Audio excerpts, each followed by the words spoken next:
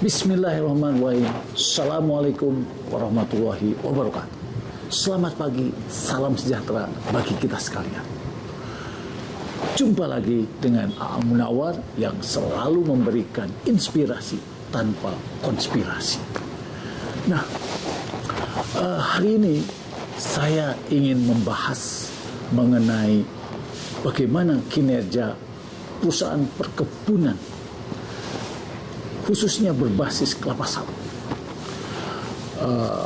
dalam tahun 2020 dengan 2021 terhadap 20 perusahaan baik nasional maupun internasional, sehingga saya harus menghitung nilai rupiah ya, jadi dasarnya basisnya sehingga semuanya sama. Nah, hipotesis saya adalah bahwa karena perusahaan sawit ini adalah perusahaan yang sangat dibutuhkan, mestinya laba. Ya, namun demikian kita harus melihat satu persatu dari perusahaan, sehingga saya akan mengkelompokkan dalam 5 kelompok dari 20 perusahaan perkebunan sawit ini. Nah, sudah sekalian, dunia mengakui melalui Oil World menyatakan bahwa kelapa sawit dalam menghasilkan minyak ini paling efisien. Dia hanya membutuhkan 0,31 hektar. Sedangkan yang lainnya harus melebihi 1 hektar untuk menghasilkan 1 ton minyak. Nah, oleh karena itu maka para planters harus memahami potensi genetik produksi kelapa sawit. Berbagai macam varietas yang dihasilkan PPKS, di mana PPKS sudah menghasilkan dan sudah diterapkan lebih dari 60% di seluruh Indonesia ini. Nah, jadi berdasarkan daftar yang dibuat oleh PPKS, potensi genetik produksi kelapa sawit ini melalui mulai 28 sampai 30 bulan setelah tanam itu menghasilkan, dan dihitung sampai 25 tahun sehingga satu siklusnya itu bisa 25 atau sampai 30 tahun.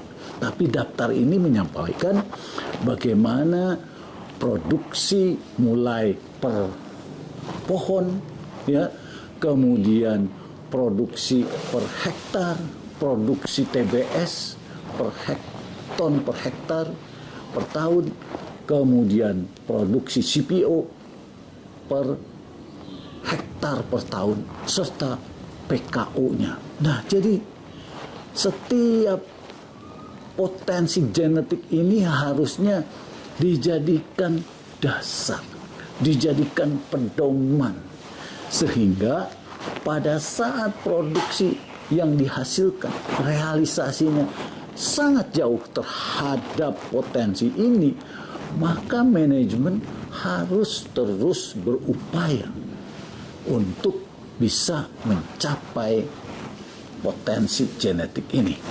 Nah, kita mulai dari kelompok yang pertama.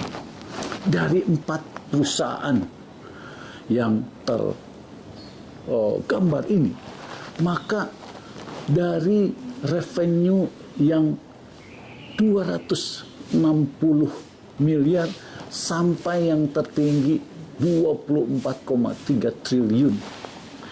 Nah, ternyata pertumbuhan penjualan, pertumbuhan revenue 2020 ke 2021 ada yang 29,3%, ada yang 33%, bahkan ada yang 63,7%. Tetapi ada satu perusahaan yang justru turun, ya, dari 2020 ke 2021 turun 2,9%. Ya, yang lainnya justru naik, bahkan sampai yang 63,7%.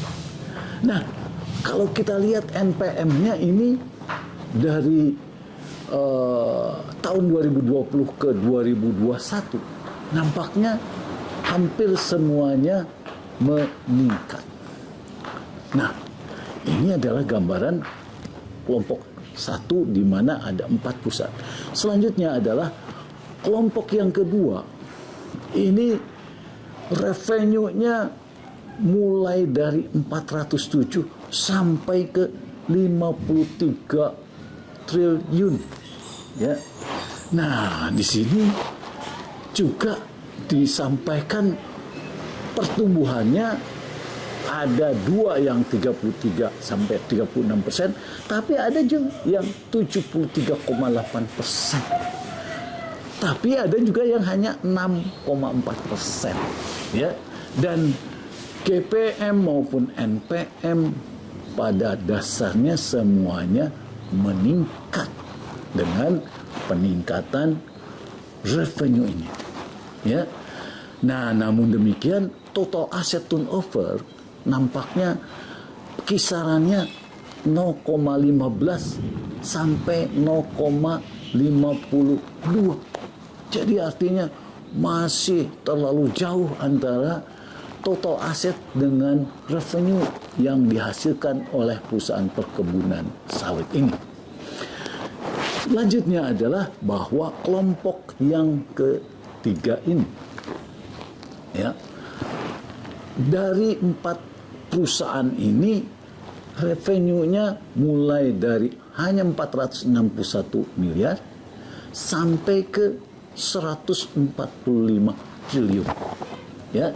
Nah, kita melihat bahwa pertumbuhan di kelompok ini kisarannya ada yang hanya 28%, tapi ada yang 44, 78 dan 82,8%. Nah, tentu saja ya, walaupun masih ada yang rugi, ternyata masih ada yang rugi, ya, net profit at loss, ya, 178 miliar di tahun 2021 dan 308 miliar. Artinya ada penurunan rugi, ya, tapi nampaknya ada rugi, ya. Jadi hipotesis saya, di mana perusahaan perkebunan sawit ini selalu untung, ternyata banyak yang masih ada yang rugi, ya. Nah, GPM-nya sendiri, dia gross profit-nya saja sudah rugi. Ini artinya sangat jauh, produktivitasnya sangat rendah. Lanjutnya adalah bahwa kelompok yang keempat ini ternyata kisaran revenue-nya dari 660 miliar sampai ke 63 triliun. Nah, dalam kelompok ini, ya, pertumbuhannya ada yang hanya 12,8%, ada yang 35%, ada yang 40%, dan ada yang 56%. Ya. Nah, jadi kita melihat bahwa nampaknya di kelompok ini pun total aset turnover-nya masih rendah, ya, kisaran dari 0,37 sampai 0,62. Artinya jumlah total aset dibandingkan dengan sales-nya masih terlalu besar total asetnya, ya. Nah, bagaimana dengan kelompok yang kelima ini? Di kelompok yang kelima ini nampaknya, ya, sudah mulai total aset turnover-nya 1,41. Tapi saya melihat memang ada juga yang sampai 4 kali. Ya. Nah, untuk yang kelompok 5 ini, revenue-nya dari 2,5 triliun sampai yang tertingginya adalah 57 triliun. Ya.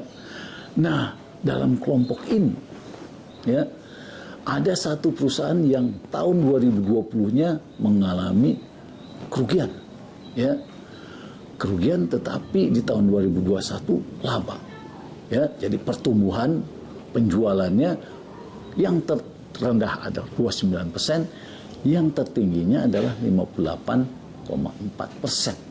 Nah, Jadi di sini NPM-nya ini yang paling rendah itu minus 38% dan yang paling tinggi NPM-nya adalah 29%. Tetapi karena NPM tinggi tapi total asset turnover-nya rendah, maka rate of return on asset-nya pasti lebih rendah dari NPM-nya. Nah, sehingga dari 20 perusahaan ini, maka saya mendapatkan kesimpulan bahwa penjualan revenue di tahun 2020 maksimumnya 100 triliun. Sedangkan 2021 naik menjadi 145 triliun. Minimumnya tadinya hanya 260 miliar, menjadi 2021-nya 346 miliar. Nah, rata-rata revenue dari 20 perusahaan ini adalah 15,4 triliun di tahun 2020 dan naik menjadi 21,4 triliun di tahun 2021. Nah, sedangkan net profit or losses-nya tahun 2020 maksimumnya 4,4 triliun. Sedangkan tahun 2021 meningkat menjadi 8,5 triliun. Sedangkan nilai net profit loss terendah minimum, yang minimumnya adalah tahun 2020 rugi 1,1 triliun, sedangkan 1,4 triliun Nah, 1,1 triliun di tahun 2021 malah ada yang minimumnya ini menjadi 1,4 triliun. Nah, tetapi rata-rata net profit losses-nya di tahun 2020 dari 20 perusahaan ini adalah 421 miliar. Sedangkan di tahun 2021 meningkat menjadi 1,6 triliun. Rata-rata laba perusahaan. Nah, total aset di tahun 2020 maksimumnya 131 triliun. Tahun 2021 meningkat menjadi 144 triliun. Di minimumnya tahun 2020 479 dan tahun 2021 naik menjadi 483. Jadi naikannya sangat tipis. Nah, selanjutnya rata-rata total aset tahun 2020 ini adalah 29 triliun. Naik sedikit, tahun 2021-nya adalah 30,7 triliun. Nah, ini adalah rata-rata total aset. Pertumbuhan tahun dari tahun 2020 ke 2021 maksimumnya ada yang sampai 82,8%. Begitu besar. Besarnya karena adanya kenaikan harga, tapi juga bisa juga adanya kenaikan protas. Kemudian selanjutnya adalah minimumnya hanya malah turun 2,9%. Bukannya tumbuh, malah turun. Sedangkan rata-rata pertumbuhan dari tahun 2020 ke 2021 perusahaan perkebunan ini tumbuh 41%. GPM 2020 ini tertinggi 44,8%. Sedangkan di 2021 44,7, malah turun GPM-nya. Kemudian di minimumnya tahun 2020 minus 34,1%.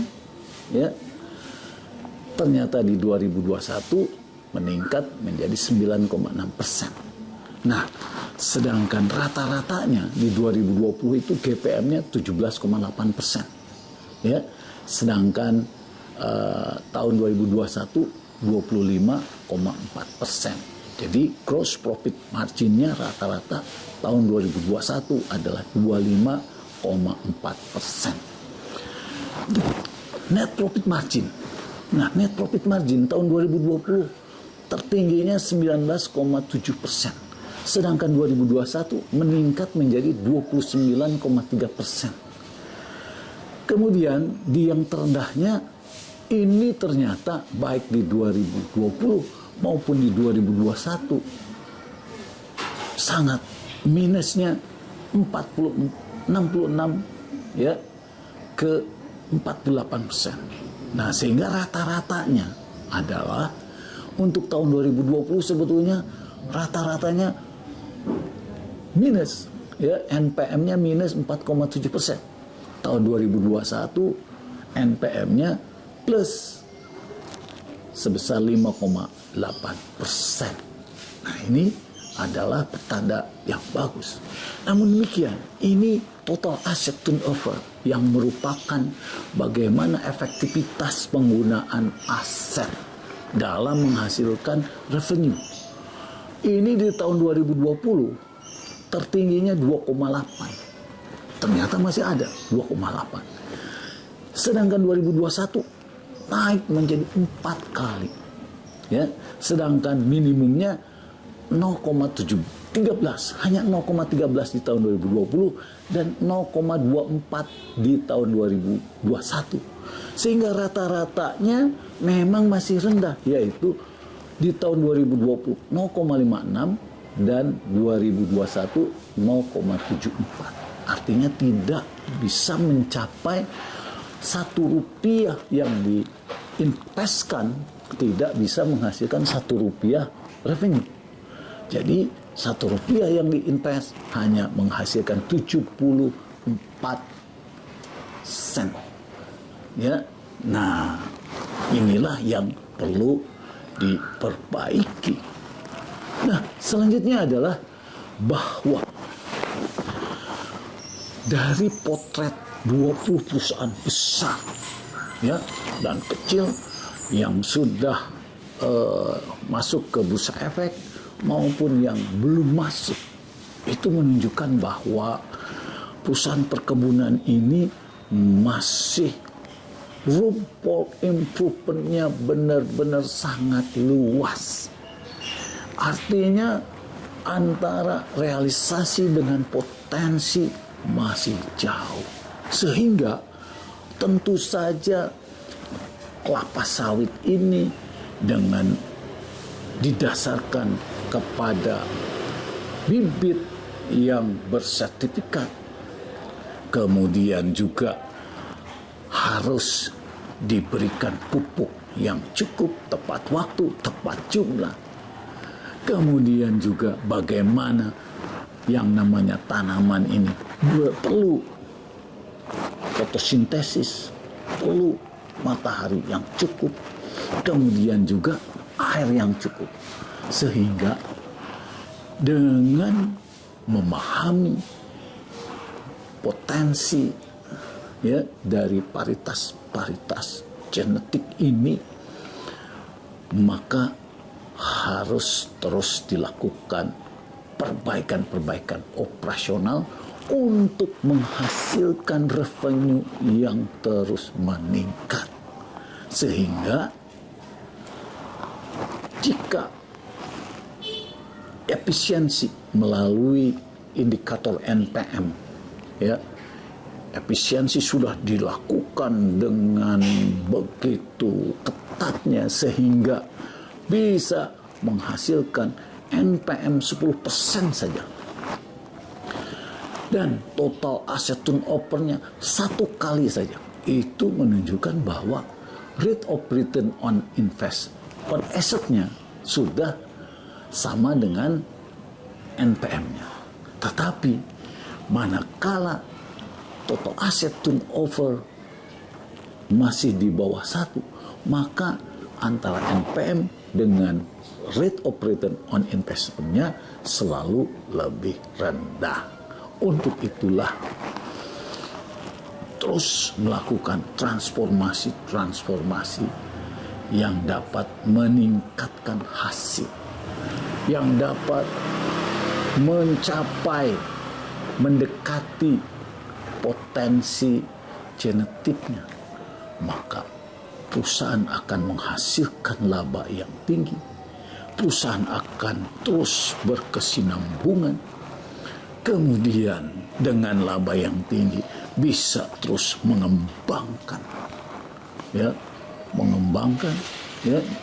dan ternyata perusahaan sawit yang memang bisa menghasilkan total asset turnover yang lebih dari 1, itu ternyata dia fokus di sawit, kemudian dari hulu ke hilir distribusinya mereka kuasai, sehingga nilai tambah dari produk-produk sawit ini menghasilkan nilai perputaran dan aset yang tinggi, ditambah lagi dengan efisiensi melalui peningkatan produktivitas yang tinggi ini, maka akan bisa menghasilkan kinerja keuangan yang baik. Dengan kinerja keuangan yang baik, maka dapat mensejahterakan para stakeholder, termasuk kesejahteraan karyawannya, dan juga dari laba yang tinggi dapat dihasilkan pajak yang dapat disetorkan kepada negara untuk kemakmuran bangsa ini. Itulah yang bisa saya sampaikan. Terima kasih. Wassalamualaikum warahmatullahi wabarakatuh.